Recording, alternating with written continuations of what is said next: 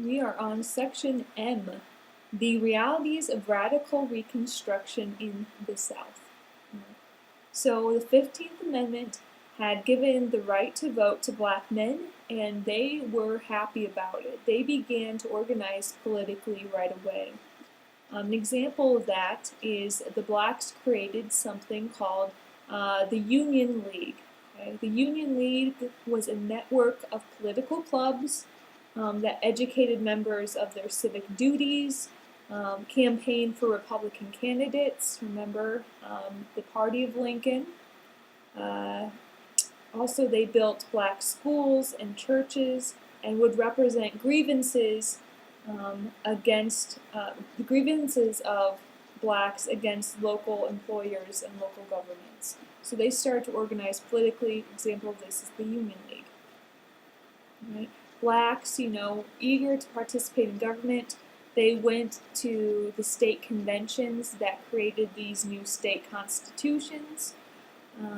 We don't see any new black governors, but we do see some congressmen elected between 1868 to 1876. There were 14 black congressmen and 2 senators elected, but we see a lot more. We see lieutenant governors, we see mayors, we see sheriffs, we see state representatives that are former slaves or freedmen.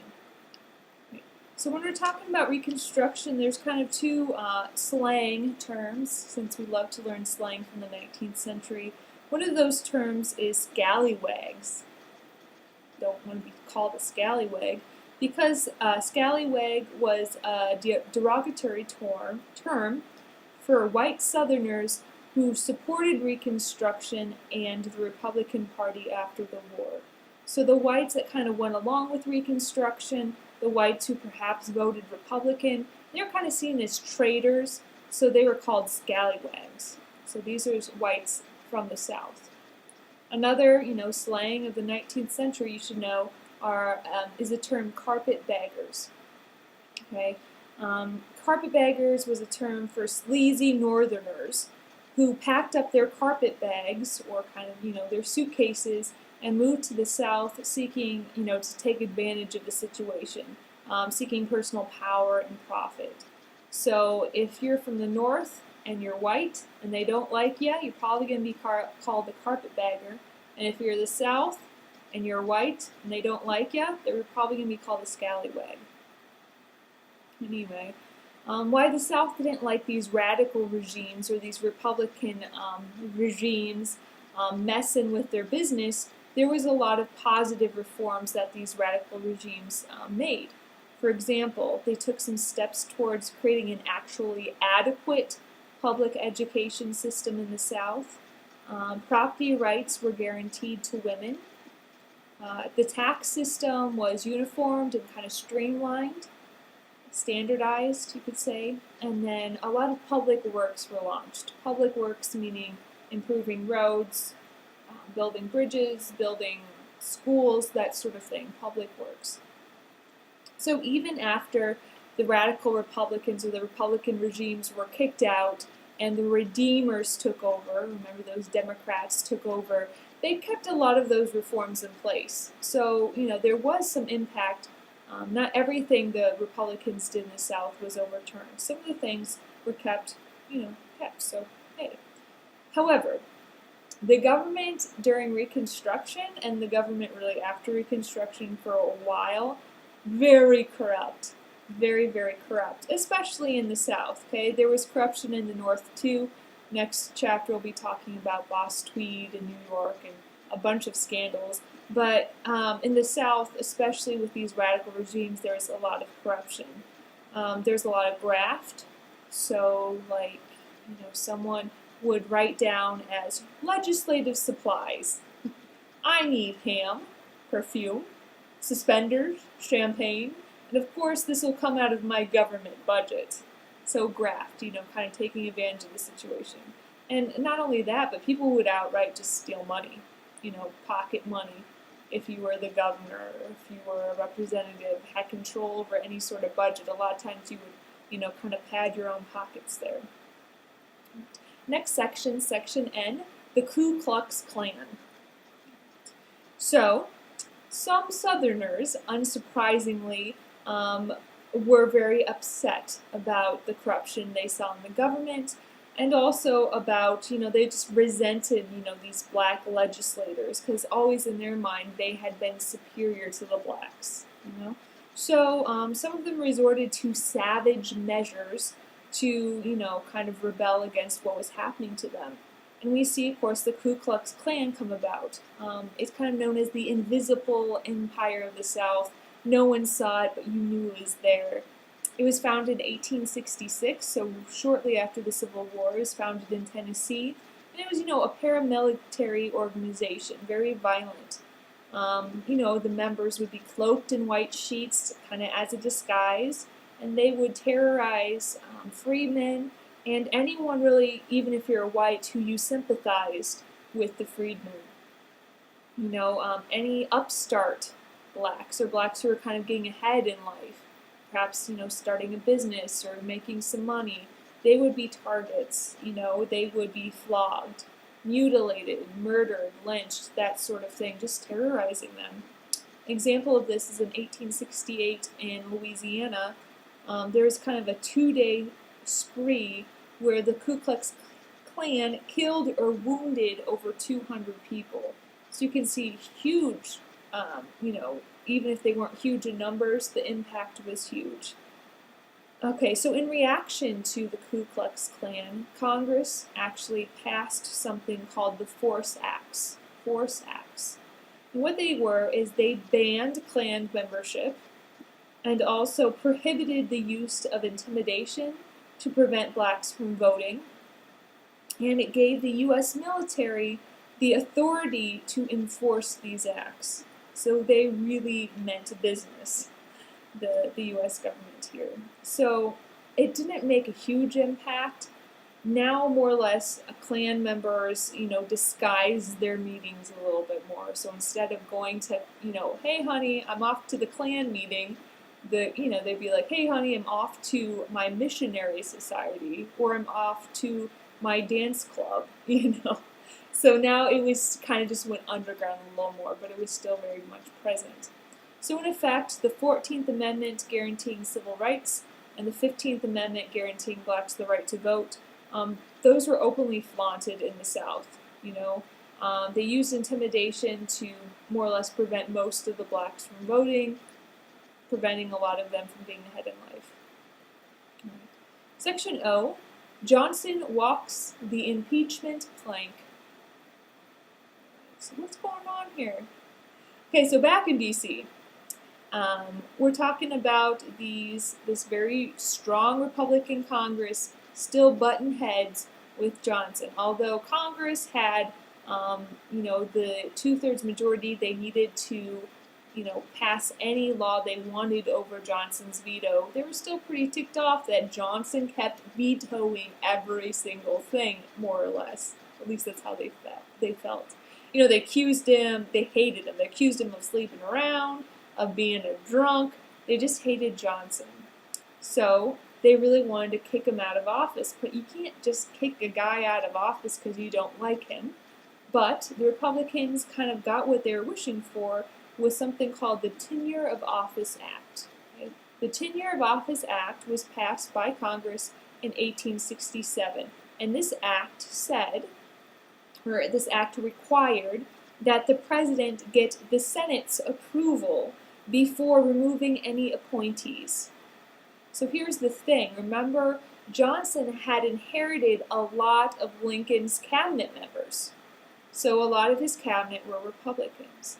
And specifically, Congress passed this act because Johnson's Secretary of War, his name was Edwin Stanton, so his Secretary of War would go to cabinet meetings and then report back to Congress. So Stanton, Secretary of War, was kind of acting kind of as a spy for Congress. So Congress wanted to make sure that Stanton wasn't removed, so they put forth this Tenure of Office Act. Well, Johnson more or less ignores the act.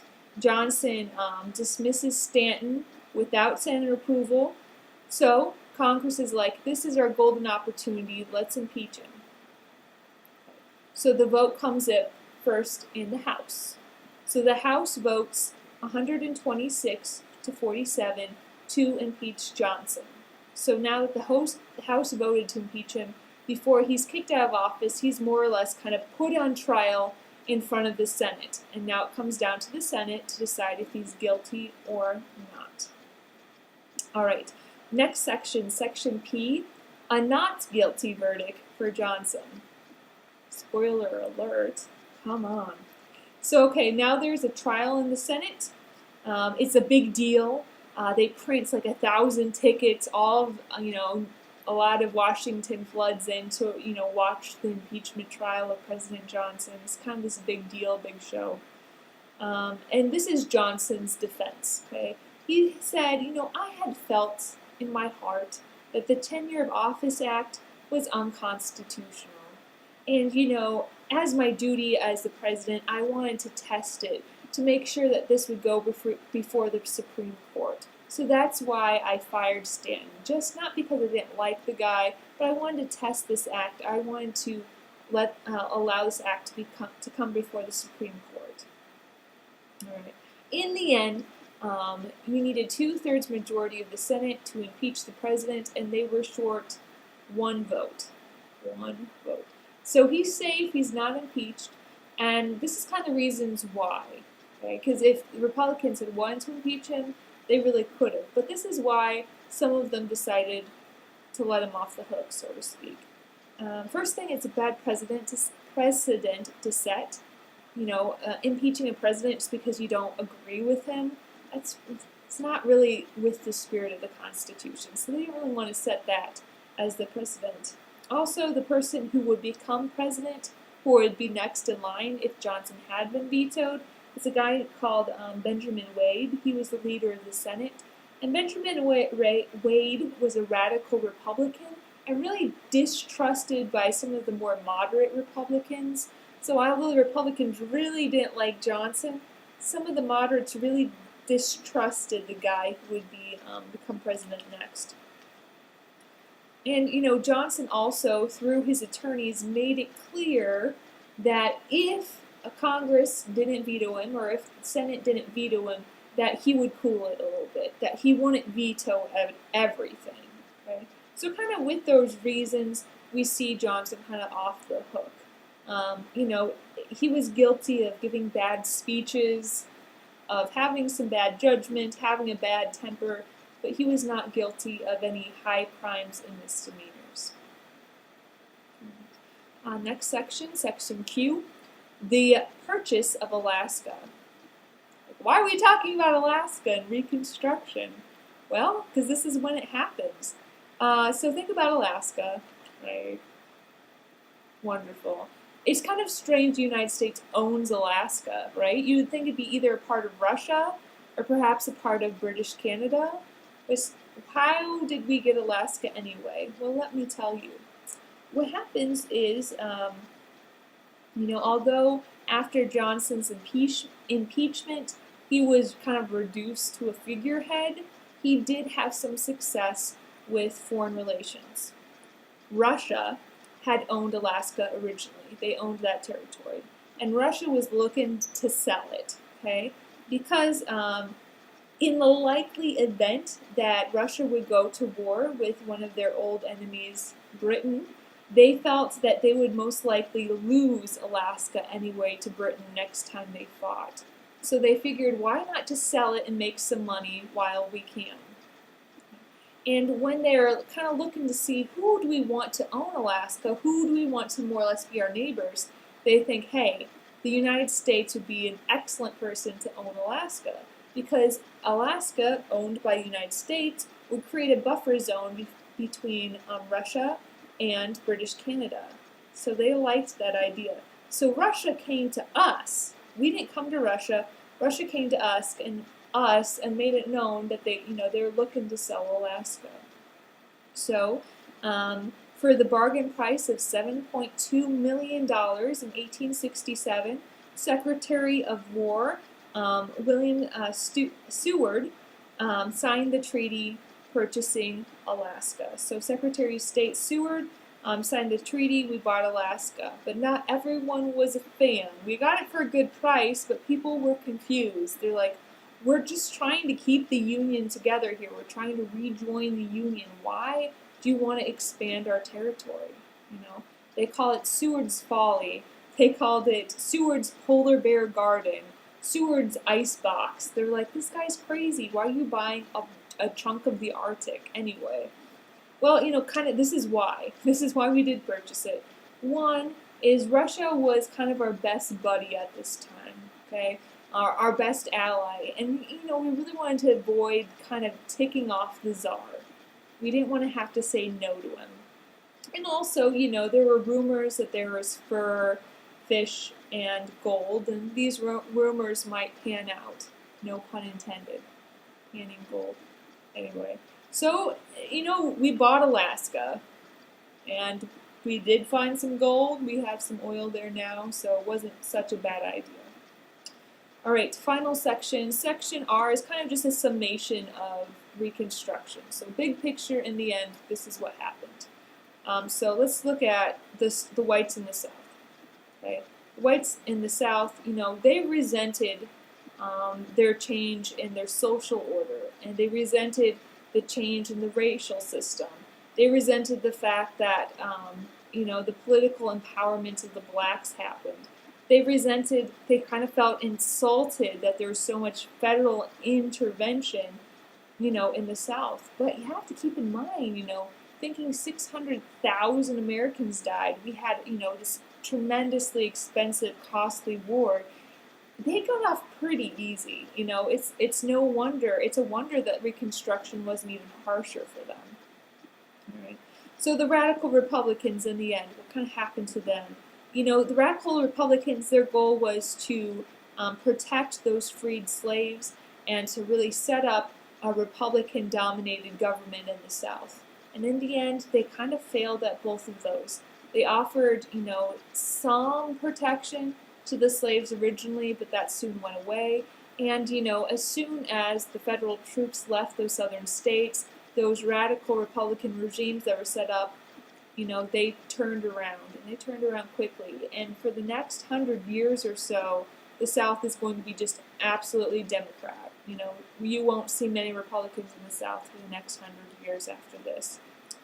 And kind of, okay, moderate Republicans now. Moderate Republicans just really didn't appreciate how much effort it was going to take to truly emancipate the slaves. They weren't counting on the fact of, they didn't understand the length that the South was willing to go to preserve their system of radical dominance. You know, and the moderates, they're pretty temperate. They didn't like the government tempering, that's not a word. Anyway, they didn't like the idea that the federal government would take away property rights. They weren't very much for the federal government really getting involved too much in the government in the South. You know, they were very much for the principle of local self-governing. So the radical Republicans weren't really willing to go quite as far as they needed to really protect the blacks in the South. Anyway, so in the end, the old South, those planter aristocracy, and more or less was more resurrected than reconstructed. So although we fought this war to have this drastic change, we really don't see a whole lot of it when everything is said and done. So that is chapter 22.